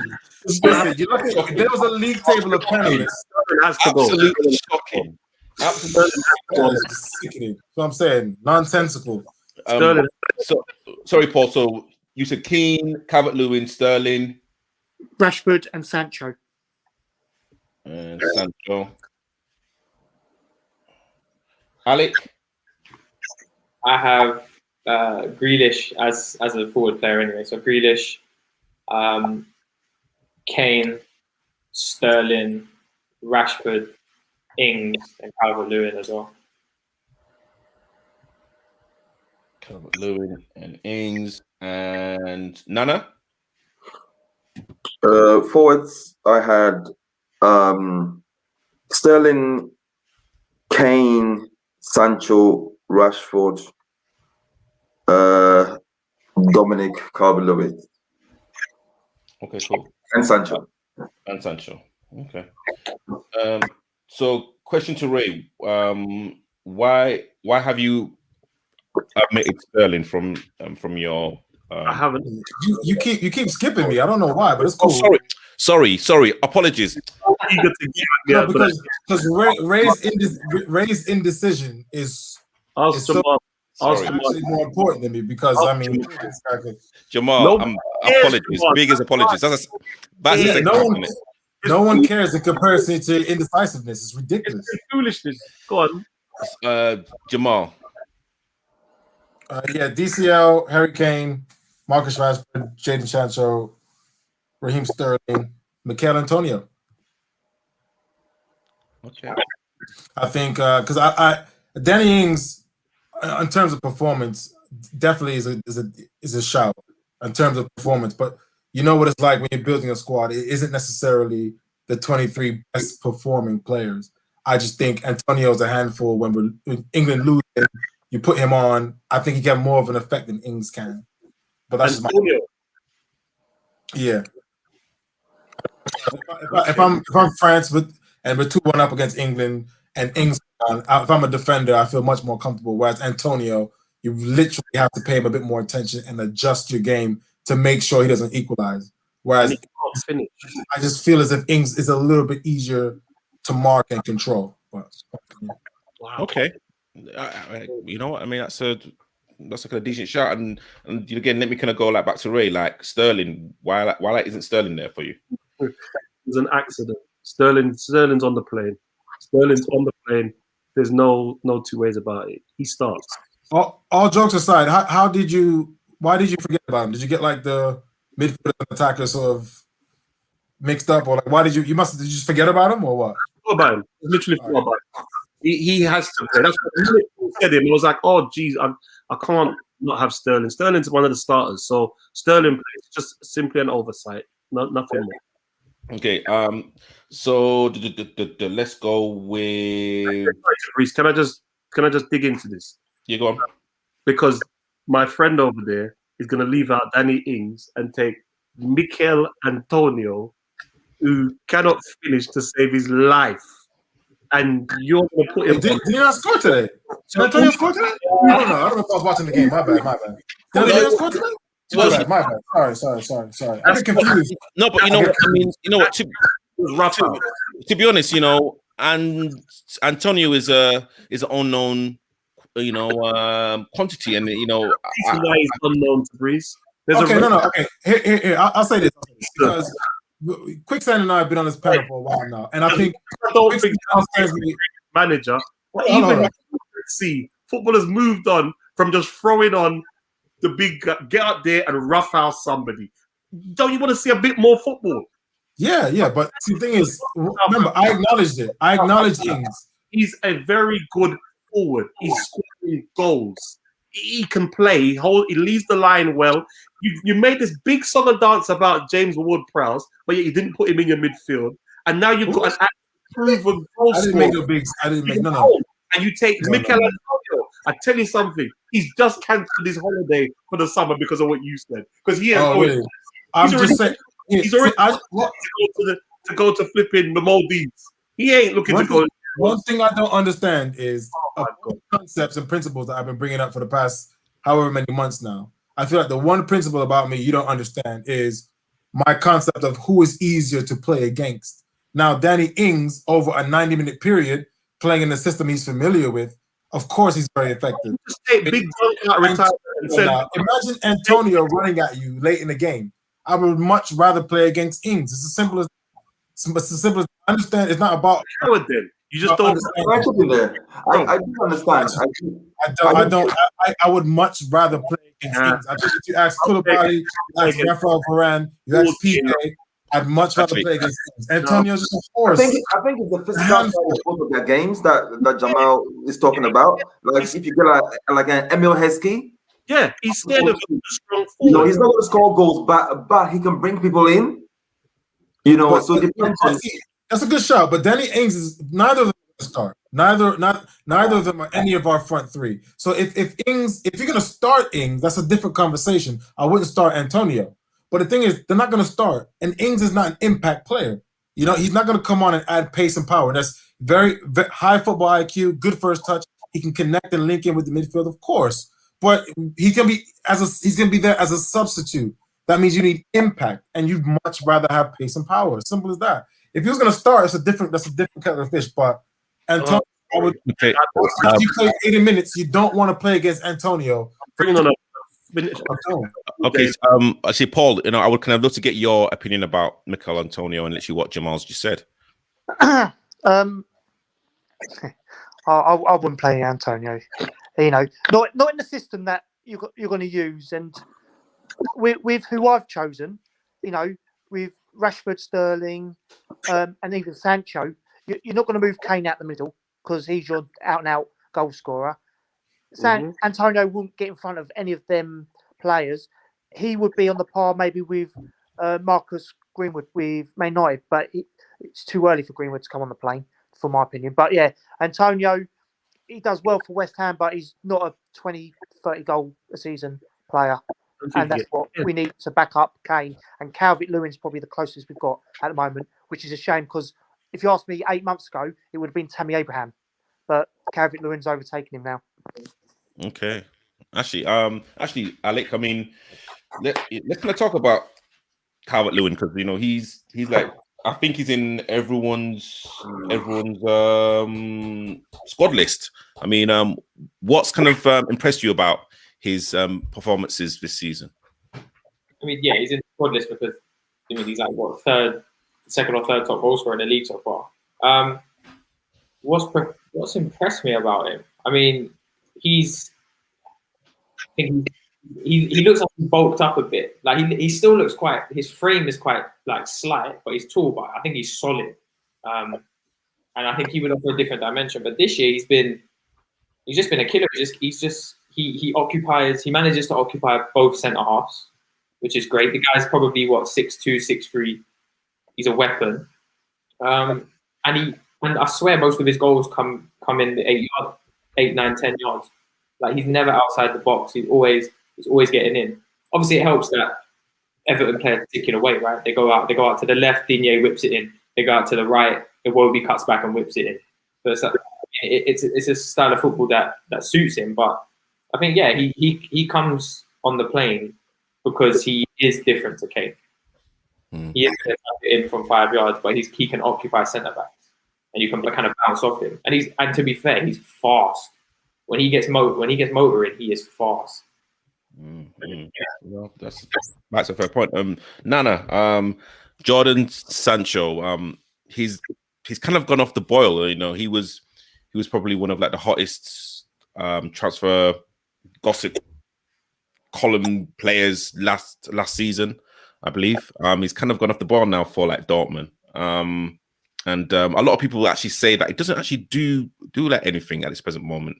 And you know, even like for England, he's some kind of almost like a kind of luxury player. Again, why have you put like him in your, you know? So please, why are you getting this information about a lot of people saying it's true? That's a simple question. Why are you getting this information from that? A lot of people are saying, listen, there's no qualms about Sancho last season. Outstanding. He didn't start this season well. Have you actually watched any Dortmund game this season? I've watched probably more than you, but anyway, but carry on. Well, if you have, you wouldn't be saying what you're saying, because how many goals has he have this season? The last 3-4 games, he's been really good. He scored 2 in the last 4 games. He's been really good. He had a bad start of the season, but he's picking up. It's as simple as that. I haven't left him out. He should be on the plane. Okay. I mean, yeah, that's not even a question. Okay. All right. Well, I mean, none of you have picked Harvey Barnes, which is actually quite surprising. Actually, why like hasn't Barnes kind of gotten to like playing with like you guys? Yeah, he just fell short for me. I really wanted to pick him. Yeah. I think he's having good seasons. Played pretty well today as well. It was just really close. It's just more about you have to leave out. It's just a bit too much. But anyone who picked Harvey Barnes or Danny Ings, these type of players, they're all justifiable selections for me. Okay. All right. And I think it was Ray that picked Foden. Finally. Man said for once I agree with that. For once. Nonsense, Dana. Really. So Ray, you've like picked Foden in a kind of more of an attacking player. Why have you picked him as more of an attacking than a kind of midfield player? Because we're playing 2 in the midfield. You're not going to put Foden in there. He's not strong enough. You're already taking a risk playing Henderson and Maddison in terms of weight in your midfield. You're not going to put Foden in there. So you're going to play Foden from one of the flanks if he comes on. And really, you're bringing him for experience. You're bringing him in case you need to join, and that's unpredictable. Well, there's no way I'm going to play him in the midfield. That's just maybe when the next tournament comes around, if he starts doing well, then you just consider him there. But not at this point. No way. Okay. I mean, Nana, let's just note that Emeka has called you broken. Simple as that. Actually, you know what, guys? Alec, I'm gonna kind of go straight to you. So, playing devil's advocate, if like Kane for whatever reason is like not like fit, who would you play in that number 9 role? UCL. Yeah, UCL for sure. Calvert-Lewin.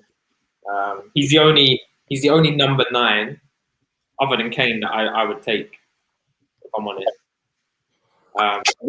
Traditional number 9. Like we miss that in football nowadays. Yeah, exactly. This is the thing. Yeah, like good in the air, left foot, right foot, strong, very quick for a big man. Very quick. So Calvert-Lewin, without a shadow of a doubt, steps into Kane's shoes immediately. Like there's none of this Man City playing De Bruyne up false 9 replace. Now it's Calvert-Lewin number 9. There we go. Okay, and same that question to like Jamal. Yeah. So sorry, what was the question? Was it DCL? No, if like Kane was injured, Yeah, so yeah, it'd be DCL. Sorry, If people can just with God's for his next answer. people for 1 second can just be a little bit mature. But yeah, Dominic Calvert-Lewin was, I didn't think he would be where he is now. I had no idea he would actually be. Can we class him as an elite Premier League striker? I think we can now. No. Over the past 2 seasons, anyway, or he's getting close. I didn't think he'd be as good as he is now. I think he'd be a sort of average Premier League player, hardworking, leading the line of a much improved Everton side, a shoe-in for the 23 squad. I never thought he would be here. No idea. But yeah, if Kane gets injured, I wouldn't expect the same level of production as Kane. Obviously, he's not as far down in his career as Kane is. I would expect him to hold his own. Okay, cool. And Paul? Yeah, I think I agree with everyone else. It's got to be DCL. He's the only target sort of striker we have left. I said it's a shame Tammy didn't kick on a little bit because I thought he would have been the next in line. But unfortunately, he's not even getting games at Chelsea now. But yeah, it's going to be Dominic Calvert-Lewin as a replacement if Kane, fingers crossed, gets injured. And Ray? You're not asking Nana to? No, because Nana said Calvert-Lewin. Oh, okay. Yeah, Calvert-Lewin. He'd be the next line. I agree with everyone. And Nana, I wasn't having a shot. I was just making sure you get a goal. I don't mind if he misses out. Okay, that's okay. I was agreeing with Alec when I said Calvert-Lewin. Somebody mentioned Rashford, but I don't think the kind of play England play, the kind of style they play, I don't think he's the one to lead the forward. Sometimes England like to play them long balls, to get themselves out of trouble, and like for someone to hold the ball, bring it down, and bring people into play. I don't think Rashford does that. He likes going in behind the defense. So I don't think he's the right choice. But DCL all the way. And that's a good shot from Dwayne there in terms of Tammy just not hoping up front as well as he could have, just not developing quickly enough, because Harry Kane and DCL, I think, is just really good with their back to goal. Tammy, of course, can do a job. Marcus could lead the line, but I just think Kane and DCL are ahead of him, Yeah, no, fair enough. Let's bring Jamie in. Let me bring Jamie back in. Jamie, your kind of forward line, who would you take onto your plane? So obviously, because of the numbers, what I've done, I've done only 4 centre halves. So now I've got an extra person or in an attacking third anyway. But it's the same as everyone else really, apart from I've got Kane, Sancho, Sterling, Rashford. I take Harvey Barnes for 100% for me. But and then I would take Calvert-Lewin. But there's another one what I would shout out. And everyone will probably start laughing because it's thing. But this season he's proved what he can do in the Premiership, playing for Leeds? for Leeds. Yeah, Patrick Bamford. Oh, yeah, he's a good shot. No, I wouldn't laugh at that. For one, I have too much respect for you, but you don't have any respect for me. But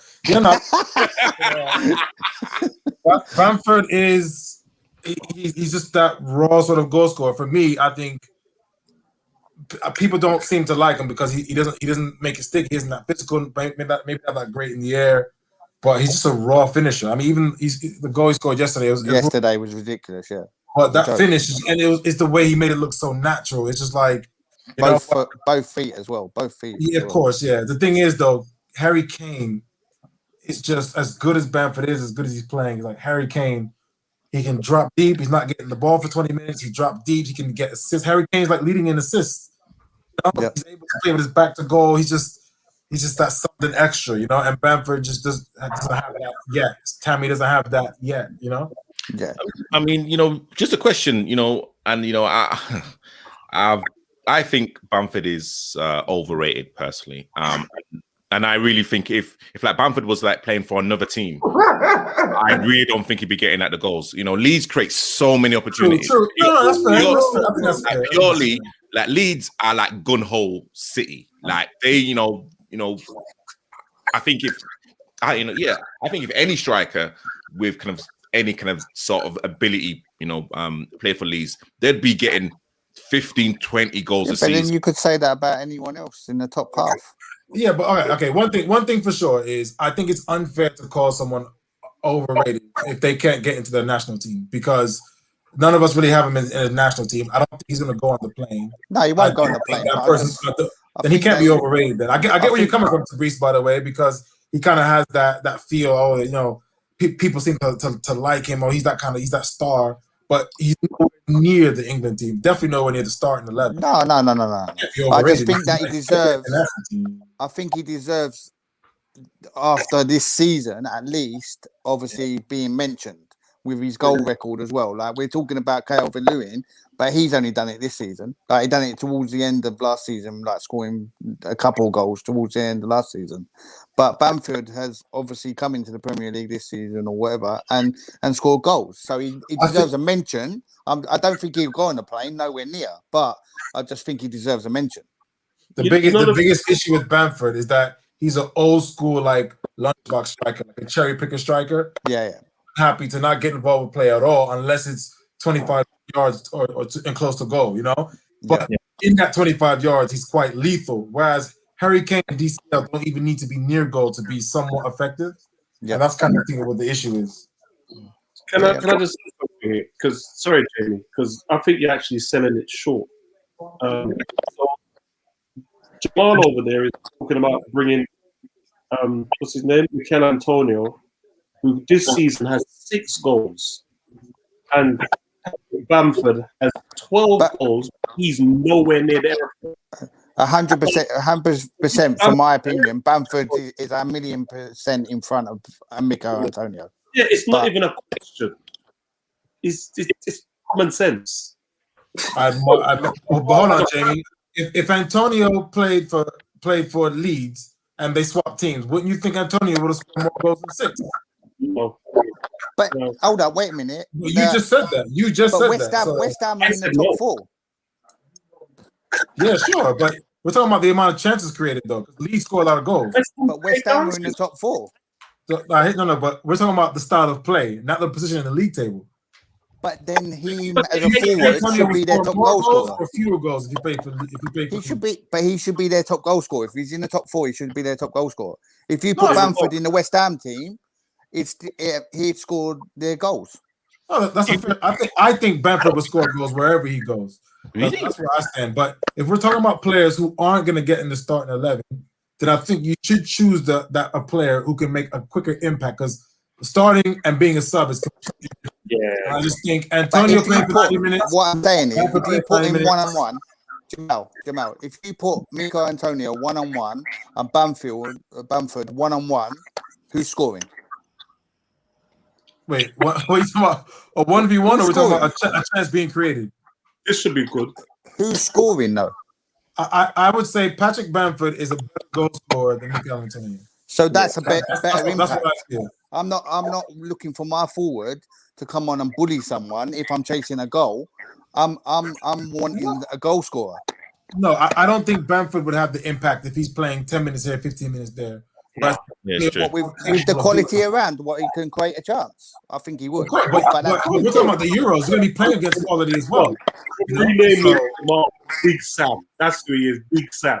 He just goes and finds the biggest striker he can, puts him up and says, "Go on, lad." I can see Paul and Alex sitting there. Like, listen, Paul. Honestly, who would you? If we're gonna say, look, they're both not gonna go anyway. They're both not gonna go. Let's be honest. Bamfield and Antonio are not gonna go, but Alec or Paul, yeah. Because obviously the other 3 are like gonna argue their points anyway. But wait, let's be honest. If you're gonna take one or the other, who you gonna take? You lumped us all together. I won't read into that. I wouldn't take any. I would ask. He's being racist, I would ask. Oh, do you know what I would do? I'd ask Jamie Vardy out of retirement. He's not even retired. No, again, I would say it. But what I'm saying is, if you had the choice and you only could take one or the other, who would you take? Patrick Bamfield or Mikel Antonio? Antonio. Oh my God! Paul, My you've guy. gone down. My Alec, guy. Alec, who would let you take? Because you've got to pad out your squad, you can't just have every single player can't just be a carbon copy. I think Antonio as well. Oh, you're mad. That In fact- Fabrice, take me off. I would so rather play against Bamford than Antonio. I don't understand. It's an easy concept. I would much rather play against Bamford than Antonio. Why would you Okay. want to play, 80 minutes? You play 80 minutes, or you're in extra time now. You've been playing over 90 minutes, and then Antonio comes on with fresh legs. Oh, it's got to be the worst sight ever. Maybe I don't watch the same team as you. I don't know why. I don't know why we're debating it anyway, because both of them are not going to go. So Jamie, Jamie, thank you so much. all good. Everyone, have a good night. See you later. Yeah, I mean, Bring back Vardy. That's what we should do. you know, it's true. Yeah, He's proven himself. He's not technically retired. He was having a break, wasn't he, from an England team? You know, he gives you that. He gives you that little bit extra, doesn't he? He gives you that pace. He gives you that hustling down, and that's what I would bring anyway. But I mean, but I think Jamal said it in the previous point when we was talking about the kind of attackers. I can't remember what we were saying. Anyone that goes onto the plane and if like Kane is fit, everyone else is playing second or third fiddle. Yeah. So Vardy, I mean, I think if Vardy was probably playing more, you'd probably see him. I think he would probably make himself available. I think that is going to be probably like the biggest issue now, just trying to manage the egos, especially in the kind of forward, I'd say like the forward three. I think that's probably going to be the biggest thing. I mean, actually, what do you guys think about Gareth Southgate, actually? I mean, do you think he's kind of done that well? Yeah, of course he's done well. I mean, England. I mean, England 2018 in terms of the World Cup performance, I think that definitely exceeded expectation. Actually won a shootout. I mean, the country actually believes there's a good chance of them winning the World Cup. Took Croatia the extra time. I just think that's a really good feat. I know you go out in the first round of the Euros, all that gets undone. But in terms of Gareth, you have to. So far, so good, I would say. Okay, Alec.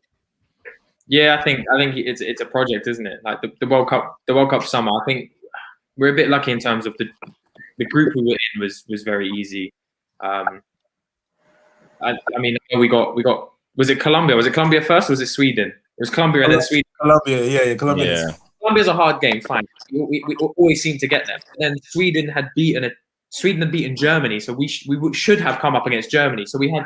I'm not going to be horrible to say it was easier, but it is an easier way to the third and fourth place play. And we come up against Croatia, and in all honesty, should be beating them. So it's a success in terms of we finished fourth in the World Cup, but it was a very strange World Cup where we probably, if we come against the better teams, we'd probably go out at. English people are never happy. Jesus, what is going on? Listen, Jamal. You finished fourth in the World Cup. Listen, when Kieran Trippier scored against Croatia, mad. You were 1-0 up. All of you were smelling the World Cup final, and I was like, you know what? I think it's time. Everyone's saying it's coming home. People walking in the street is coming home, and I, but we had an easy draw. We had Panama. I never heard of Panama before then. We had Colombia. What's that? Come on, you can only beat what's in front of you. Yeah, and we did before. Yeah, we did well, but it's just I feel like we looking back at that when it's happening. Yeah, you think we are going to win the World Cup. After the event, you kind of look back and go, kind of rode our luck a bit, and we still didn't get to where we should have been anyway. So I don't know, but I think he's doing a good job. I think he's blooding youth. But to be fair, he's worked with all these guys. He's worked with Rice. He's worked with Mount. He's worked with Grealish before. I think he's worked with Trent. He's worked with all these guys that are now starting to perform well because they trust him. He trusts them. So yeah, as long as we perform well and he keeps his job, and he's looking at 8, 9, 10 years as an England manager, then yeah, he could do a brilliant job at the end of it. Cool. So let's kind of name our starting three players. Let's start with Paul. Paul, who would be your starting three? It'll be Sterling, Kane, and Rashford. Sterling, Kane, Rashford. Nana? Same. Sterling, Kane, Rashford. Ray? Same. Sterling, Kane, Rashford. Jamal? Sancho, Kane, and Jamaica's finest, Raheem Sterling. And Alec? Kane, Sterling, and I consider Grealish a inside forward, so I'd start Grealish. Ahead of Rashford. So, okay, so we got Kane, Sterling, and Rashford. They literally get the shot. So let me go back to my book. Alrighty. Let me go back. Crap, where's the start of 11? It's a bit deep. So Jadon Sancho, so Marcus Rashford over Jadon Sancho. Is that what we're saying? Well, that's No, Alex said Sancho over Rashford. No, Grealish over Rashford. No, sorry, Grealish over Yeah, Grealish. no, I thought the majority was Rashford over Sancho. Yeah, that's the majority. The majority is Kane, Sterling. Yeah. Wow. Yeah, but somebody did choose. Who said it? So I chose Sancho. Alec chose Grealish. Grealish, So Sterling and Kane are starting. I think that's unanimous. So Okay, it's just Sancho, Grealish, and Rashford. So actually, Ray. So I mean, Rashford. I mean, how many goals has he got this season? See, people are doing their homework. See, you guys selected him. You selected him. He's behind. He's leading the charts for United. Well, I mean, come on. I mean, Isn't that Fernandes? Bruno's the top. Everything. He leads goals. It's 17, I think. Let me just double check that. I mean, I think Rashford's is a decent player, but I mean, getting him like ahead of Grealish. I mean, Sancho is 50-50, but like Grealish. I mean, I think Grealish has to start for me. Rashford's on 9 goals. 9 goals. Yeah. Decent. Well, 18 goals in all competitions. Grealish isn't in the top 20. If I'm going to change it, the only one I would bring, I do understand why Grealish has been is killing me. I do understand why Grealish has been why Alex put over Rashford, because when you look at general play and performance, yeah, I can see Grealish has been a threat this season, but England play is direct, and the one thing you don't like facing is pace. And you got Rashford, Sterling, Kane isn't the quickest; he's quick enough, but you got those two coming from wide. It's going to cause a problem for any backline. But I wouldn't make an argument to say I wouldn't start Grealish. I wouldn't argue that. That is a good argument. I like it, but if you're getting ahead of Sterling, you're getting ahead of Rashford, no, not really feeling ahead of him. So, really. So, yeah, that's more. Okay. All right. No, brilliant. So let me name what you guys think the starting 11 will be against Croatia. Anyway, Pope in goal, Walker, Stones, and Maguire as the centre backs, Trent as the right wing back, Saka as the left wing back. The two midfielders would be Mount and Henderson, and the two inside forwards would be Rashford, Sterling, and Kane as the number 9. Yeah. Wow. And stand. Actually, you know what? Just a kind of quick question before we end this show. When Southgate decides to step down, and again, I just want a name. It's just a name. Who would you want to take over the England job? And you know what? I'll start with you, Ray. Me? I'm probably the first person to ask. I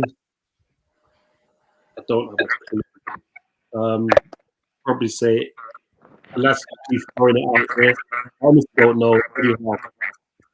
Eddie Howe. Okay. Yeah. You are the most. You don't ever take the referee course, man. You can't make a decision under pressure at all. No, sorry. Actually, no, just play out. I thought you said last week you have no business being a referee. You are the dodgiest one out there. You're just gonna give whatever you feel like giving on the day. You know what, guys?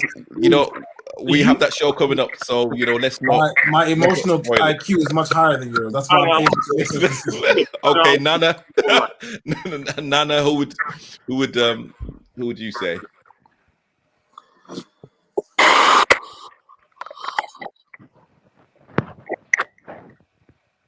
Nana. Oh. We'll give you 2 days. Sorry? I haven't the fuck yet.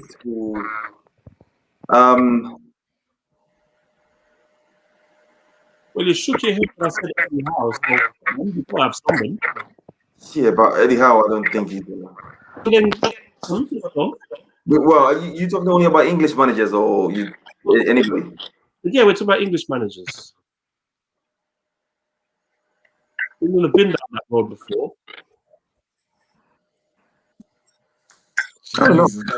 You see me there ripping Ray, and then you're a ref, and you take longer than Ray. That's crazy. Wow. So Nana, like you don't have a name for me. No, I don't have a name for you. Yeah, just rest on that. Wow. Go on and come back. Paul. On the fence. Wow. Sorry? You're just gonna sit on the fence. You're not gonna even put your name up. So you shook your head at me for Eddie Howe. You know there's Slim Pickens, but you're not gonna name anybody. But I'm just saying, just go on and come back. So you want more time? Oh, you want more time? Okay. Yeah. Paul. If I wanted anyone, I'd want a winner. I'd like Jose to have managed for a bit. But if you're talking about a manager, an English manager, then maybe someone like Brendan Rodgers. He's done wonders at Leicester, you know, and yeah, I don't think any of the young current crop at the moment are any, you know, experienced enough to take if Southgate was to go in the next 3 or 4 years, to be honest. So yeah, and if anyone would be Jose, if not, it's Brendan Rodgers. No, Brendan's not English. Yeah, he's Republic of Ireland. Yeah, I think he's Northern Irish. I think he's from Belfast. I think. Northern. Yeah, I think he's Northern. I mean, There goes my geography course. Okay, Jamal. If Gareth left now or soon, probably Frank Lampard. What? You gotta be honest. I'll be Frank Lampard, huh? I got you.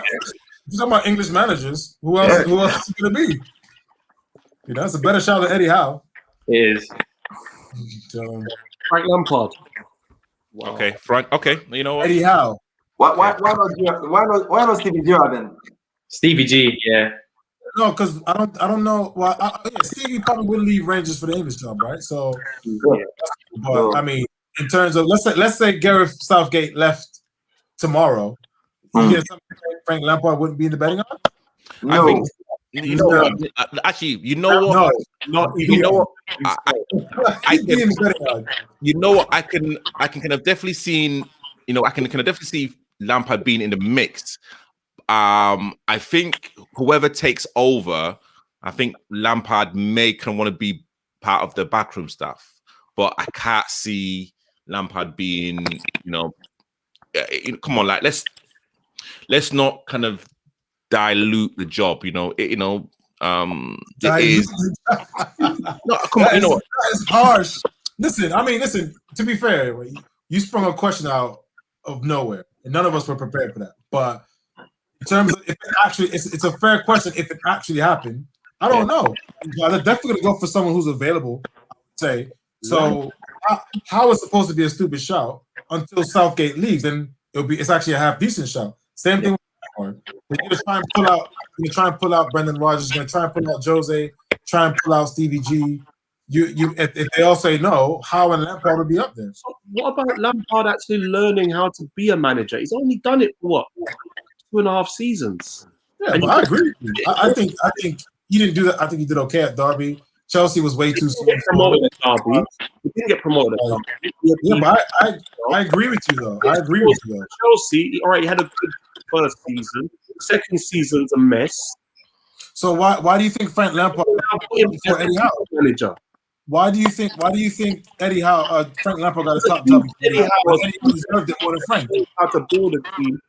He brought both performers all the way up and got them to a point where they were a decent Premiership side. He brought Eddie Howe knows how to construct a team. No, but you're making my point for me. Construct a team. He's You're making my point for me. You're making my point for me. I agree with you, but why did Frank get a top job before Eddie Howe? When you know Eddie Howe deserves it more than Frank. So it'll be the same thing for the England job. It'll be the same thing for the England job. That's what I'm saying. Lampard did. Yeah, but why did Frank get a top job before Eddie Howe? When it's clear that Eddie Howe deserves it more than Frank. It'll be the same thing for the England job. Chelsea legend, and they gave him the job. If Frank Lampard wasn't a Chelsea legend, he would not have got the Chelsea job. That's standard. Sure. So then, if he never got the Chelsea job, he probably never would be considered for England. So if Gareth Southgate resigned for whatever reason tomorrow, you don't think Frank Lampard would be on the shortlist? No, the question asked was who would you put, not who the media would clamour for. Who would you put? So if the question is who you put, so no matter who we want, we would get that person. Why the hell would you choose Eddie Howe? So if you want to leave the job, that makes Eddie Howe a worse shot. Because I misunderstood the question in terms of who could replace him. So I chose Frank Lampard. If not, then what Jose Mourinho, something like that to better shot. You know what? Again, you know what? Oh my God. That makes Eddie Howe a worse shot. Does it not make Eddie Howe a worse shot? You know what? Next season, if we have a game and I see you turn up, I swear. You can't. At the level I referee at, you can't manage that. So don't even try that. Don't even try that. Dangerous. You can't manage at the level I referee at. Don't even try that. You would love for me. You would love for me to referee a game. I'd rather flipping someone and they give you 2 cards and a pencil. Alex, You can't afford me to referee games. So. Yeah, you're right. My referee. If I refereed your game, you'd be so impressed. You wouldn't even know. guys. Okay, all right. This This is okay. Alec, who would you want as the England manager? I mean, it's really slim pickings, isn't it? If Southgate moved on very soon? Yeah, I think best fit would probably be Eddie Howe because he's available. Like, there's literally no one else available. No. If you could get anyone, if you could, anyone, you would get them. So whoever you want, they would come because they love you so much. Apparently, that's the question. Did you say Harry Redknapp? You're just changing it. No, you changed it. I thought the question was if Gareth resigned. This is Alex time. Sorry, guys. This is kind of Alex time. Sorry to breathe. Who would you pick? Based on availability, based on the best of not a bad bunch, I mean, the best available, it would have to be Eddie Howe. Okay, cool. Yeah, he's built a squad before. He tries to play nice football. We got nice footballers. It kind of works. Great stuff. And Nana, I'm gonna come back to you. Lampard.